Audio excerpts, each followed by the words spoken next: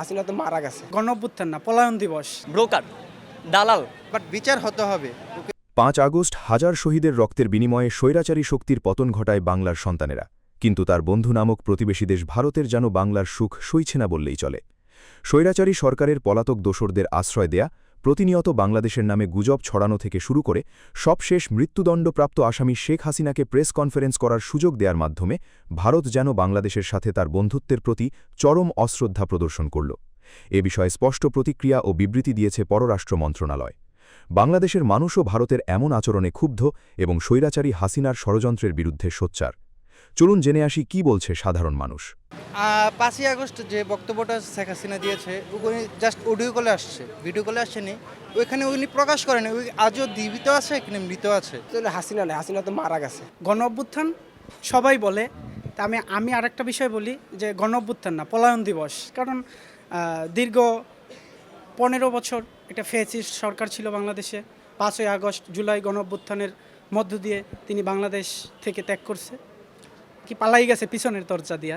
এটা বাংলাদেশের মানুষ এখানে বিব্রত যে তিনি দূরে বসে কোথায় দিল্লিতে বসে বাংলাদেশের মানুষকে বিভ্রান্ত ছড়ায়, কিন্তু তিনি সামনে আসে না। তিনি শুধু কথা বলে বাংলাদেশের মানুষকে হয়রানি করার একটা চেষ্টা করে। এখানে এসে আওয়ামী লীগের নেতাকর্মীদের ভিতরে একটা বা বিএনপি নেতাকর্মীদের ভিতরে একটা বা বাংলাদেশের জনগণের ভিতরে একটা দ্বিমত কাজ করতেছে যে আসলে উনি বেঁচে আছে কিনা মারা গেছে। উনি যদি বেঁচে থাকতো তাহলে সরাসরি আসতো, উনি যদি পালায় না যাইতো তাহলে উনি সরাসরি এসে বলতে পারতো, বুক খুলে বলতে পারতো যে না আমরা পালাই নাই বা আমরা যাই নাই। তিনি নিজেই যখন দেখেন সাহস পাইতেছে না, কিভাবে সাহস দিবে? তিনি আবার বলে ডিসেম্বরে কামব্যাক করবে বাংলাদেশে। আদৌ এটা সম্ভব হবে কি না জানি না, কারণ কামব্যাক মানে কি, হাজার হাজার ছাত্র ছাত্রী সাধারণ মানুষ তাদের রক্তের উপর দিয়ে তিনি কামব্যাক করলে তাদের রক্তের উপর দিয়ে কামব্যাক করতে হবে, কারণ তার হাতে হাজার হাজার মানুষ শহীদ হয়েছে। আসলে মনে হচ্ছে তার যে বক্তব্য ছিল তাতে বাঙালি মানে অর্ধেক বাঙালি বোঝে না। এখানে তো প্রশ্নবিদ্ধ, যদি আমি ভালো হই তাহলে আমি সবার সামনে আসতে পারবো। যদি আমি চোর বা আমার মনে কোনো সন্দেহ থাকে বা আমি খারাপ কাজ করি তাহলে আমি মানুষের জনগণের সামনে আসতে পারবো না। তার নিজের ভিতরে কাজ করতেছে যে আমি ভুল করছি, এর জন্য আমি সামনে আসতে পারতেছি না, চোখের লজ্জাও আসতে পারতেছে না। তার নিজের মধ্যে হচ্ছে সে ভুল।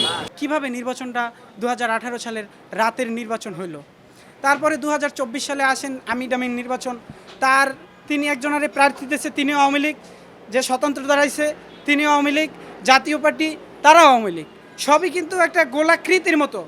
ওই গোলাকৃতির ভিতরে যে ঢুকবে সে আওয়ামী লীগ। সব তো স্বৈরাচারী ছিল, তো মনে করেন সব জামিন নির্বাচন হয়েছে, রাতের ভোটে সব এমপি প্রধানমন্ত্রী হয়েছে। আমি একটা মজার কাহিনী বলি, 2014 ইলেকশনে যখন আমি কিন্তু এজেন্ট ছিলাম, হ্যাঁ, আমি যখন ভোটার লিস্ট দেখতে গেলাম, আমার দাদা মারা গেছে 2009 সালে, যে দিকে ওনার ভোটটা হয়ে গেছে।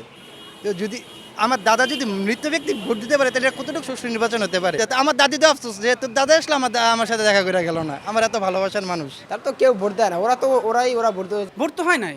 ওটা তো যেমন আমিন আগের রাতের 2018 সালের মতো আগেই ব্যালট ভরিয়ে দেওয়া হয়েছে। মৃত্যু বয়সে ভোট হয়েছে। দেখছি আমার দাদার ভোট হয়, আমার দাদা মারা গেছে, দেখছি অন্য বয়সে দেখছি ভোট কেন্দ্রে ভোট দিয়ে গেছে। কবরবাসীদের হয়েছে, এটা জনগণের হয় নাই। এতগুলা জীবন নেওয়ার পরেও তিনি আবার বলে ডিসেম্বরে কামব্যাক করবে।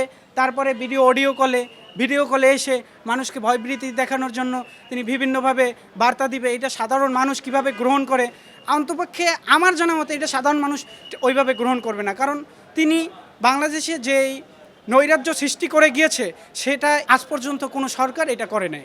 উনি হয়েছে একটা অরাজকতা সৃষ্টি করতেছে বাংলাদেশে। এটা নিয়ে এসে আওয়ামী লীগ মিছিল দিচ্ছে, বারবার মিছিল দিচ্ছে, এটা ভাঙছে ওটা ভাঙছে, দেখা যাচ্ছে আন্দোলন করছে একটা দেশে অরাজকতা সৃষ্টি করার জন্য। ধরে নিলাম যে উনি 5 ডিসেম্বরে আসবে, যদি কোনো কারণে না আসে, ওনার যে নেতাকর্মীগুলো আছে যারা মিছিল করলো, রাস্তায় ছিল, ওরা ফেসে যাবে, ওরা বাংলার মানুষের কাছে ওরা কালার হয়ে যাবে, ওরা সরাসরি তখন ওরা প্রশ্নবিদ্ধ হবে। এই বার্তাটা দিচ্ছে মানে ওনার আওয়ামী লীগ যারা নেতাকর্মী আছে ওনাদের ভিতরে মানে এই বার্তাটা পৌঁছানোর জন্য, অরাজকতা সৃষ্টির জন্য উনি এগুলো বলছে, বাট উনি আসবে না। তিনি যে হত্যাযজ্ঞ চালাইছে এটা হিটলারও মনে হয় এত হিংস্র ছিল না, কারণ তার প্রমাণ আমি নিজে, এই দেখেন আমার এখনও রাবার বুলেটের চিহ্ন, আমার এখানে এখনও রাবার বুলেটের চিহ্ন।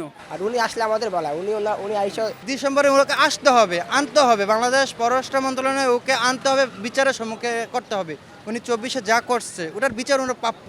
উনি আসার পর যদি ওনার 100 বার ফাঁসি হয় তা তো মনে করি ওনার হবে না। ভারতটা হচ্ছে কি, এটাকে আমরা যদি শুদ্ধ ভাষাও সেটা হচ্ছে ব্রোকার, দালাল।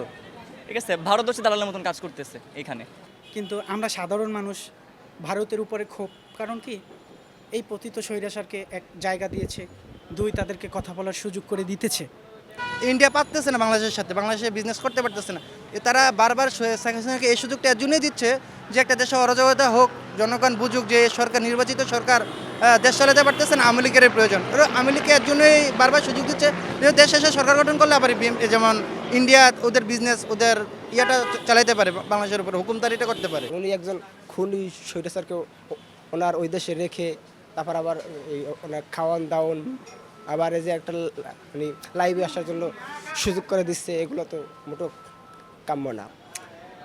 এখানে কথা দুইটা, একটা হলো তাদের ঋণ পরিশোধ করে, আর একটা হইলো সহমর্মিতা দেখায়। কিন্তু এই সহমর্মিতা তো বর্তমান সময়ে সহমর্মিতার কোনো স্থান হবে না। আপনি পারবেন মানে ডিরেক্ট চলে যেতে ইন্ডিয়াতে? পারবেন না যদি আমি India জোর support করে না তো আপনার বাসায় থাকতে পারবো না, জোর করে তো আপনার বাসায় থাকতে পারবো, আপনি আমাকে বাইরে করে দিবেন। তো হচ্ছে ওখানে বন্ধু সম্পর্ক দেখেও রাখছে, ওদের হাসিল উদ্ধার করার জন্য আর সুযোগ সম্পর্ক দিচ্ছে। তো হবেই, ইন্ডিয়া সব দিছে না। যেইটা দিয়েছে হয়তো সেইটার মাসুল পাইতেছে কিভাবে, তাদেরকে পলায়ন করার সুযোগ দিছে, বা ভিডিও কলে অডিও কলে কথা বলার, প্রেস ব্রিফিং করার সুযোগ তারা হয়তো এটার মাধ্যমে দিছে। কিন্তু এই সুযোগটা যে দিছে তাদেরকে ভাবা উচিত ছিল যে আমরা কাকে সুযোগ দিচ্ছি। তিনি তো স্বৈরাচার ছিল, গণতন্ত্র, সাম্য, মানবিকতা হত্যা করার খলনায়ক ছিল, তিনি তো গণহত্যাকারী ছিল। তারপর আমরা কেন তার এত সুযোগ দিব? আমি ইন্ডিয়ার একটা এক্সাম্পল দিই, যে পাকিস্তানি কোনো জঙ্গি সংগঠন যদি ইন্ডিয়ার উপরে আক্রমণ করে, বলে না যে জঙ্গি আক্রমণ করছে, পাকিস্তান আমাদের উপরে আক্রমণ করছে এইভাবে বলে। তো ইন্ডিয়া যদি সুযোগ নাই দিত, এটা বেসরকারি হোক যাক, টিভি চ্যানেলটা তো ইন্ডিয়ার, ওরা তো সুযোগ করে দিচ্ছে, তাহলে ওরা লাইভ কাস্ট অফ করে দেখ, ওদের চ্যানেলটা অফ করে দেখ, যে আমাদের এখান থেকে কোনো বেসরকারি সরকারি কোনোভাবেই করা যাবে না। মানে ঘুরে ফিরে এসে ওরা সুযোগ দিচ্ছে দেখি পাচ্ছে বারবার, বাট বিচার হতে হবে, ওকে যেভাবেই আসুক ওর বিচার হতে হবে বাংলার মাটিতে।